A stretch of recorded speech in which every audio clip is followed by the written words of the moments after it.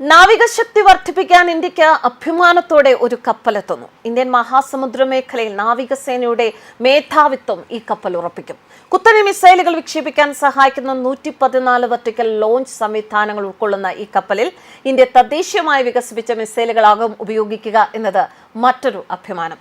Chinese നാവികസേനയെ കൈപ്പിടിയിൽ ഒതുക്കാനും കൂടിയാണ് India project 18 രൂപപ്പെടുത്തിയിരിക്കുന്നത്. ഇന്ത്യയുടെ പുതിയ അത്യാധുനിക ഭീമൻ യുദ്ധക്കപ്പൽ പ്രോജക്ട് 18 എന്ന പേരിൽ നിർമ്മിക്കുന്ന കപ്പലിന് 13,000 ടൺ കേവു ഭാരം ഉണ്ടാകും എന്നാണ് റിപ്പോർട്ട്. ഇന്ത്യയുടെ പക്കലുള്ള വിശാഖപട്ടണം ക്ലാസിൽ വരുന്ന യുദ്ധക്കപ്പലുകളാണ് നിലവിൽ വലിപ്പത്തിൽ ഒന്നാമത്. 7,400 ടൺ കേവു ഭാരമാണ് ഇവയ്ക്കുള്ളത്. ഇവയെ മറികടക്കുന്നവയാണ് പ്രോജക്ട് 18ന്റെ ഭാഗമായി നിർമ്മിക്കാൻ പോകുന്നത്.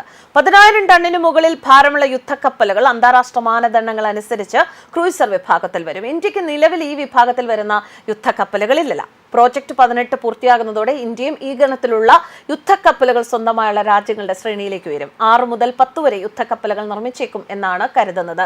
ഇന്ത്യൻ നാവികസേനയുടെ നെക്സ്റ്റ് ജനറേഷൻ ഡിസ്ട്രോയർ എന്ന ലക്ഷ്യം മുൻനിർത്തിയാണ് പ്രോജക്ട് 18 വിഭാവനം ചെയ്തിരിക്കുന്നത്. യുദ്ധക്കപ്പലിന്റെ രൂപരേഖ വാർഷിപ്പ് ഡിസൈൻ ബ്യൂറോ പൂർത്തിയാക്കിയിട്ടുണ്ട് എന്നാണ് സൂചന. കപ്പൽ നിർമ്മാണത്തിന് 7 മുതൽ 8 വർഷം വരെ വേണ്ടിവരും എന്നാണ് കണക്കുകൂട്ടൽ. ഇന്ത്യൻ മഹാസമുദ്ര മേഖലയിൽ നാവികസേനയുടെ മേധാവിത്വം ഉറപ്പിക്കാൻ ഉതകുന്ന യുദ്ധക്കപ്പലാണ് വരാൻ പോകുന്നത്.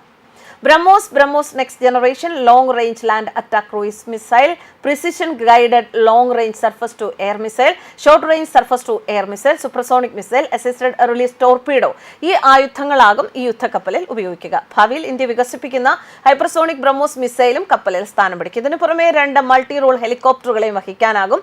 ആളില്ല അന്തർവാഹിനികൾ, കമികാസെ ഡ്രോണുകൾ എന്നിവയെയും ഇതിന് വഹിക്കാനാകും. നിരീക്ഷണത്തിനും ശത്രുക്കളുടെ അന്തർവാഹിനികളെ ആക്രമിക്കുന്നതിനും മൈനുകൾ കണ്ടെത്തുന്നതിനുമാണ് ഈ ആയുധങ്ങൾ. DRDO വികസിപ്പിച്ച active electronic scanned array radar, long range multi function radar, S band active array antenna unit, volume scan radar എന്നിവയാണ് നിരീക്ഷണത്തിനും എതിരെ വരുന്ന മിസൈലുകളെയും യുദ്ധവിമാനങ്ങളെയും ഡ്രോണുകളെയും അന്തർവാഹിനികളെയും ഒക്കെ കണ്ടെത്താൻ ഉപയോഗിക്കുന്നത്.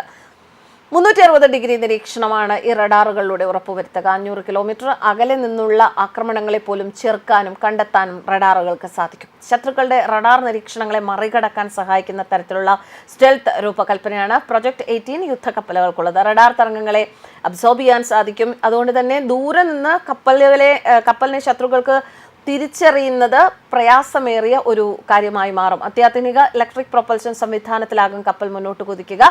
അതിനായി ഗ്യാസ് ടർബൈനും ഡീസൽ ജനറേറ്ററും കപ്പലിലുണ്ടാകും. യുദ്ധക്കപ്പലിന്റെ 75% തദ്ദേശീയമായി വികസിപ്പിച്ചവയായിരിക്കും. സാധാരണഗതിയിൽ ഇന്ത്യ ഒരു ക്ലാസ്സിൽപ്പെട്ട യുദ്ധക്കപ്പലുകൾ നിർമ്മിക്കുമ്പോൾ അവയുടെ എണ്ണം 6 എണ്ണത്തിൽ ഒതുങ്ങും. എന്നാൽ ആ കീഴ്വഴക്കം പ്രോജക്ട് 18ന്റെ കാര്യത്തിൽ മാറും. നിർമ്മാണം പൂർത്തിയായാൽ 24 വരെ നിർമ്മിക്കാനുള്ള സാധ്യതയുണ്ട്. അടുത്ത 30 വർഷത്തേക്കുള്ള സാധ്യതകൾ മുന്നിൽ കണ്ടുള്ള നീക്കമാണ് ഇന്ത്യ നടത്തുന്നത്. 2035 ആകുമ്പോഴേക്കും 175 യുദ്ധക്കപ്പലുകളുള്ള സുശക്തമായ നാവികസേനയുള്ള രാജ്യമായി മാറാനുള്ള ശ്രമത്തിലാണ് ഇന്ത്യ.